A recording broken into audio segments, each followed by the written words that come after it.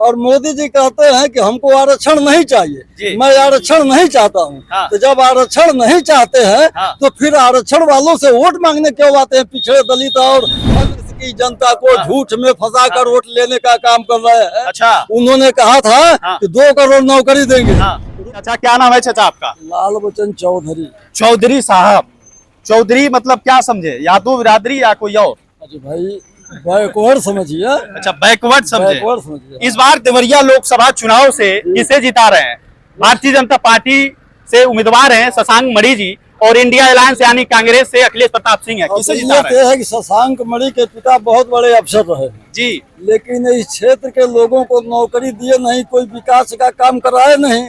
MP भी रहे वो, अच्छा, उनके परिवार के, लेकिन कोई काम नहीं कराए। केवल जुमलाबाजी से तो काम चलने वाला नहीं है जी। और यहाँ पर जहाँ तक सवाल है इंडिया गठबंधन का, तो इंडिया गठबंधन का जो उम्मीदवार है वो इंडिया गठबंधन से संयुक्त प्रत्याशी हैं और उन्होंने क्षेत्र में अपने काम कराए हैं। जब एमएलए थे तो पूरा गांव-गांव में सड़क बनवा के अब मुख्य सड़कों से उन्होंने जुड़वा दिया है। और जहां तक किसान गरीब मजदूरों की समस्या आई, अखिलेश सिंह की सरकार थी, वहां जा करके लड़ झगड़ करके और वहां से काफी रुपया ले करके उन्होंने अपने क्षेत्र का विकास किया है। और जब अपने क्षेत्र का विकास किए हैं तो वे लोग सभा देवरिया का भी विकास करेंगे, इसलिए लोग जो है उनके प्रति देख रहे हैं, उनको जिताने का काम। चाचा, ये शशांक मणि बीजेपी के जो प्रत्याशी है वो कह रहे हैं कि हम जब जीतेंगे तो देवरिया के बच्चे युवा जो हैं उनको रोजगार मिलेगा, तो आप इन्हें जिताना नहीं चाहते हैं? ठीक कह रहे हैं।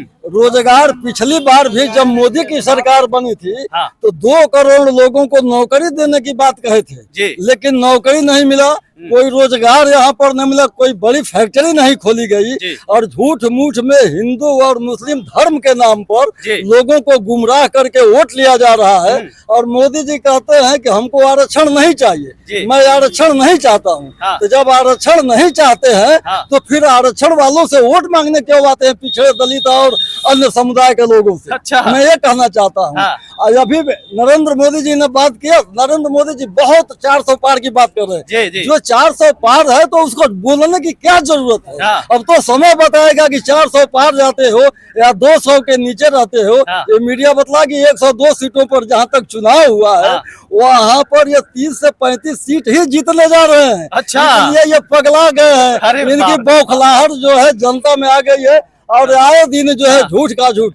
और यहाँ तक कि विदेशों से पैसा जो मंगाने की बात मोदी जी कर रहे थे, आज पैसा नहीं आ रहा है। अमित शाह 1 खरब रुपया विदेशों में जमा है। ये हिंदू आरएसएस के जो सरसंघ संचालक है मोहन भागवत, 1 खरब पैसा इनका जमा है। ये जो है स्मृति ईरानी का 1 खरब पैसा जमा है।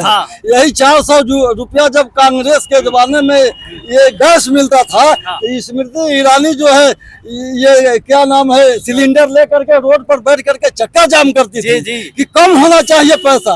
आज 1100-1200 रुपया जब हो गया तो उनकी नानी मर गई, अब नहीं बोलती है। केवल जो है नाच कूद के और अपना बयान बदल के लोग। बीजेपी वाले कह रहे हैं, वो बीजेपी वाले कह रहे हैं कि हमने युवाओं को रोजगार दिया, रोड बनवाया, नाला नाली का विकास किया, देश आगे जा रहा है। इंडिया से चीन पाकिस्तान धरथर कांप रहा है। अब क्या चाहिए? अभी ग्लेशियर जो है जो सियाचिन है 1960 के दशक में भारतीय सेना कब्जा करके ले लिया है। और अभी इन पर नरेंद्र मोदी की ढूंढ नीति चल रही है कि सियाचिन हमारा रहेगा कि नहीं रहेगा। तुम्हारी ठोस नीति नहीं है, नहीं तो इस पर बात क्यों पेपर वाले करते हैं। अच्छा। और जहाँ तक रोड और सड़क की बात है, अखिलेश यादव की जब सरकार थी तो पूरा गाँव-गाँव में पिच रोड बनवा करके मुख्य सड़कों से जोड़ने का काम किया है और उन्हीं की बनवाई हुई सड़क को अपना कर करके अपना वहाँ पर लगवा दे रहे हैं। क्या नाम है, पत्थर लगवा दे रहे हैं कि हमने बनवाया। लेकिन बीजेपी वाले कहेंगे कि सुनते जाइए, लखनऊ में जो ये ट्रेन बने, क्या कहते हैं, मेट्रो ने शिलान्यास किया और बनवाई अखिलेश जी।